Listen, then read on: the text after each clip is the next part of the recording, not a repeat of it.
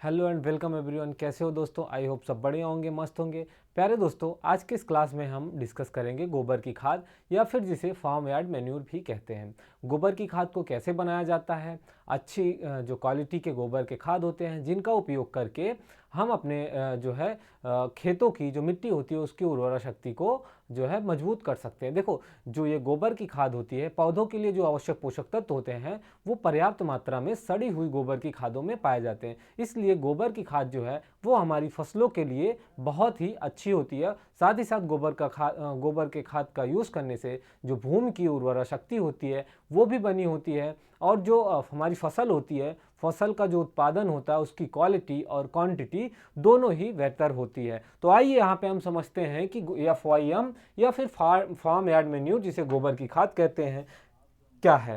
देखिए, सबसे पहले यहाँ सवाल होता है कि गोबर की खाद क्या होती है। जैसे आपसे क्वेश्चन पूछा गया कि गोबर की खाद क्या है, गोबर की खाद की परिभाषा लिखिए। तो गोबर की खाद की परिभाषा की बात की जाए तो पालतू पशुओं के मल मूत्र, उनके बिछौने, उनके चारों के अवशेष, या फिर जो पालतू पशु जहाँ पे रहते हैं, जो पशुशाला होता है, वहाँ के जो सारे अवशेष होते हैं, उनके मल मूत्र और चारे के अवशेषों को इकट्ठा किया जाता है और उसको जो है अच्छी तरीके से सड़ा कर गोबर की खाद तैयार की जाती है, जिसे फार्म यार्ड मैन्यूर या गोबर की खाद कहते हैं। अब इस गोबर की खाद, सड़ी हुई गोबर की खाद का उपयोग हम अपने जो खेती योग्य भूमि है उसमें करते हैं, ताकि भूमि की उर्वरा शक्ति अच्छी बनी रहे और उसके साथ साथ जो हमारी फसल है उसमें उसका जो उत्पादन है और जो क्या कहते हैं, जो उत्पादन है वो अच्छे से बना रहे और जो उसकी क्वालिटी है वो भी अच्छी रहे। ठीक है, आइए देखते हैं यहाँ पे गोबर की खाद के संगठन को प्रभावित करने वाले कारक। आखिर ये जो गोबर की खाद होती है उसको प्रभावित करने वाले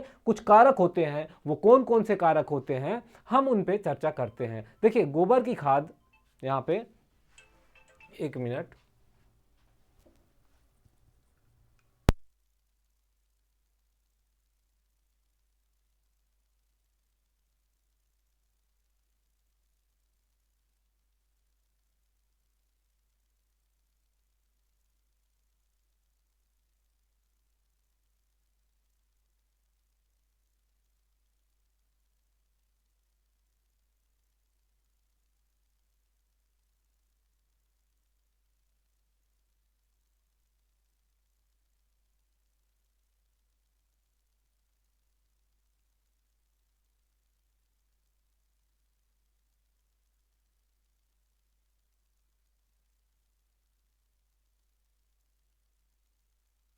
हाँ, तो दोस्तों, हम कहाँ बात कर रहे थे? गोबर की खाद के संगठन की बात कर रहे थे। तो गोबर की खाद संगठन या फिर गोबर की खाद के संगठन का मतलब होता है कि गोबर की खाद में पाए जाने वाले जो पोषक तत्व होते हैं उनकी मात्रा जो है वो समान नहीं रहती है, और यह विभिन्न कारकों द्वारा क्या होती है, प्रभावित होती है। देखिए, सबसे पहले यहाँ पे समझते हैं, जो गोबर की खाद होती है, गोबर की खाद का उपयोग हम अपने खेतों में भूमि की उर्वरा शक्ति को बढ़ाने के लिए करते हैं, या फिर जो हमारी फसल है उसके उत्पादन की बात करें, क्वालिटी की बात करें, क्वांटिटी की बात करें, दोनों को अच्छा करने के लिए गोबर की खाद का उपयोग करते हैं, क्योंकि इसमें जो है पौधों के लिए जो आवश्यक पोषक तत्व होते हैं वो पाए जाते हैं। लेकिन बात करें उनके संगठन की, तो जो इसमें पोषक तत्व होते हैं उनकी मात्रा, जो गोबर की खाद होती है उसमें पोषक तत्वों की मात्रा जो है समान नहीं होती है, क्योंकि यह जो है विभिन्न अलग अलग कारकों द्वारा प्रभावित होती है। तो कौन कौन से कारक हैं, हम उस पर बात करें तो सबसे पहले बात करें खाद का स्रोत। आखिर हमें जो खाद है, जो गोबर की खाद मिली है, उसका स्रोत क्या है, मतलब कि किस जानवर की है, कैसी है, वो जो उसका स्रोत है, सोर्स है, उसकी बात करते हैं। सबसे पहले देखिए, खाद का जो संगठन होता है उसको उत्पादित करने वाले जानवर के ऊपर निर्भर करता है। ठीक है, जो गोबर प्राप्त होता है वो कौन कौन से जानवरों से प्राप्त होता है, ये उस पर निर्भर करता है। तो भेड़, बकरी एवं मुर्गियों के मल मूत्र से बनने वाली खादों में नाइट्रोजन, फास्फोरस एवं पोटास जो है घोड़े एवं सुअर की खादों की तुलना में अच्छी होती है। देखिए, बात करते हैं कि जो गोबर की खाद होती है उसके संगठन की, क्योंकि उसमें जो है अलग अलग पशुओं के जो गोबर के खाद होते हैं उसमें जो पोषक तत्व की मात्रा होती है वो कम ज़्यादा होती है। हम यहाँ पे नाइट्रोजन और फास्फोरस की बात करें और पोटास की बात करें, यानी कि NPK, ठीक है, NPK की बात करें तो यह जो है सबसे ज़्यादा भेड़ बकरी और मुर्गियों के मलमूत्र से बने खादों में प्राप्त होती है। अगर वहीं बात करें घोड़े एवं सूअर की खादों से, तो घोड़े और सूअर की जो खादें होती हैं उसमें एनपीके की मात्रा क्या होती है दोस्तों, कम होती है। अगर वहीं बात की जाए हम भेड़ बकरी के जो है भेड़ बकरी की बात करें या फिर मुर्गियों की बात करें, उनके मलमूत्र से जो बने होते हैं, जो बनी खादें होती हैं, उनमें क्या होता है, एनपीके की मात्रा अधिक होती है। दूसरा सोर्स क्या है, जानवर का आहार। आखिर जो पशु हैं हमारे, वो किस प्रकार का खाना मतलब किस प्रकार का आहार ग्रहण कर रहे हैं। अगर प्रोटीन युक्त आहार जो है, जो जानवर प्रोटीन युक्त आहार लेते हैं, उनके मलमूत्र से जो खादें बनती हैं, उन खादों की जो क्वालिटी होती है वो काफ़ी अच्छी होती है। ठीक है, क्या होता है, उनकी जो क्वालिटी होती है वो अच्छी होती है। आगे बात करें जानवरों की उम्र एवं दशा, एज एवं कंडीशन ऑफ द एनिमल। और जो अगला फैक्टर है वो यह है कि जो जानवर है उसकी उम्र क्या है, उस दशा क्या है, बूढ़ा है या फिर जो है किस प्रकार का है, तो उस निर्भर करता है कि जो उसकी गोबर की खाद जो उससे प्राप्त होती है उसमें पोषक तत्वों की कम ज़्यादा क्या होता है। जवान या कम उम्र के स्वस्थ जानवरों से बनने वाली खाद या फिर परिपक्व या बूढ़े एवं बीमार जानवरों से बनने वाली खाद की अपेक्षा कमजोर होती है। देखिए, जो जानवर परिपक्व हो जाते हैं, जिनकी उम्र ज़्यादा हो जाती है, उनसे प्राप्त गोबर की जो खादें होती हैं वो क्या होती हैं, वो काफ़ी जो है अच्छी होती हैं। ठीक है, उसमें जो उससे खाद बनती है वो अन्य जानवरों की अपेक्षा, यानी कम उम्र के जानवरों की अपेक्षा ठीक होती है। ठीक, आगे हम बात करें, कम उम्र के स्वस्थ जानवर अपनी शारीरिक आवश्यकताओं की पूर्ति के लिए अपने आहार से अधिकतम पोषक तत्व की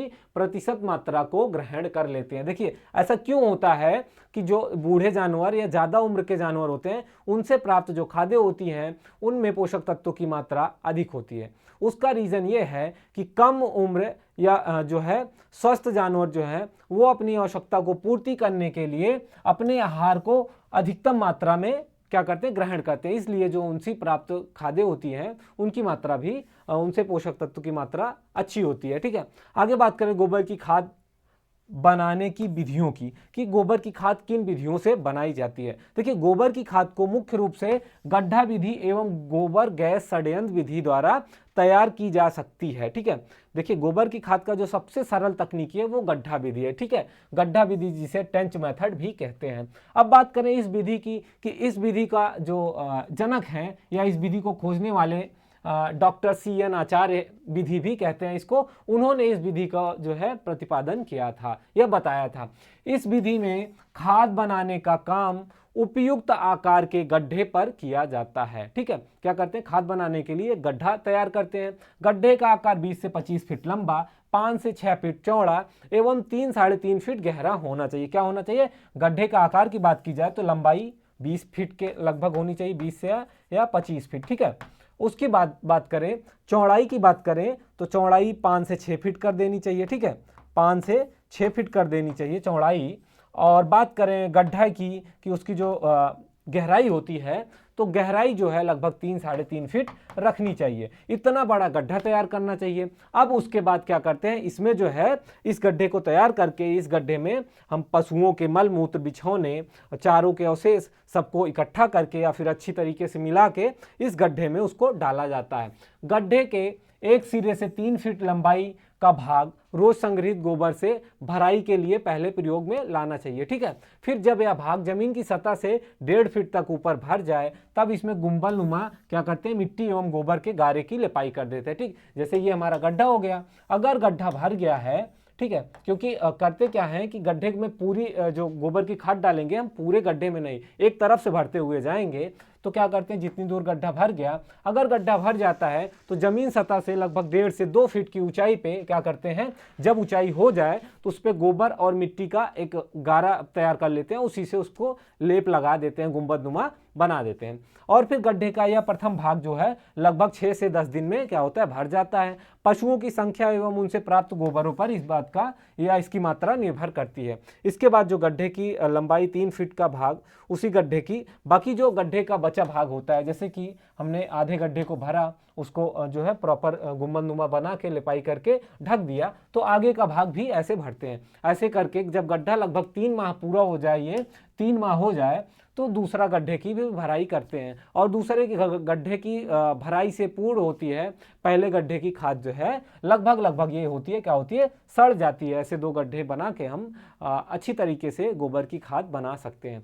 इस खाद का उपयोग करने के लिए गड्ढे से बाहर निकाल लेना चाहिए एवं खाली गड्ढे को पुनः भरने के लिए उपयोग में लाना चाहिए। ठीक है, इस प्रकार क्या कर सकते हैं हम, साल में 2 बार जो है गोबर की खाद गड्ढा विधि से बना सकते हैं। पशुओं से प्राप्त गोबर या फिर उनके अवशेष, चारे के अवशेष आदि सबसे जो है गोबर की खाद अच्छी तरह से तैयार कर सकते हैं। इस विधि में लगभग 5 से 6 टन यानी कि 10 से 12 बैलगाड़ी गोबर की खाद प्रति पशु प्रति वर्ष तैयार की जा सकती है। अब हम आगे बात करें गोबर की खाद बनाने के लिए कौन कौन सी सावधानियों का उपयोग करना चाहिए या फिर किन किन बातों का ध्यान रखना चाहिए। देखिए, गोबर की खाद बनाने एवं उसको उपयोग करने के लिए विभिन्न प्रकार के प्रक्रियाओं से जो है पोषक तत्वों का क्या होता है, ह्रास होता है। तो इसलिए गोबर की खाद बनाने का प्रथम चरण जो है गौशाला से गोबर एवं गौमूत्र का एकत्रीकरण होता है, क्योंकि जब उसको सही से जल्दी करेंगे तो उसमें जो पोषक तत्व के जो ह्रास होता है, कमी होती, वो नहीं होगी। उसको हम जो है खाद जो है जल्दी गड्ढे में ले जाके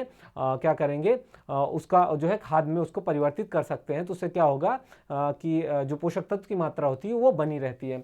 और सावधानियों के साथ साथ हम पोषक तत्वों की कमी को, जो ह्रास होती है, उसको भी रोक सकते हैं। ठीक है, खाद में क्या होता है, पोषक तत्वों की मात्रा को भी बढ़ा सकते हैं। कैसे? गौमूत्र को नष्ट होने से बचाएं। ठीक है, जो गोबर गाय का मूत्र होता है उसको नष्ट होने से बचाएं, उसका उपयोग गोबर गड्ढे में करें।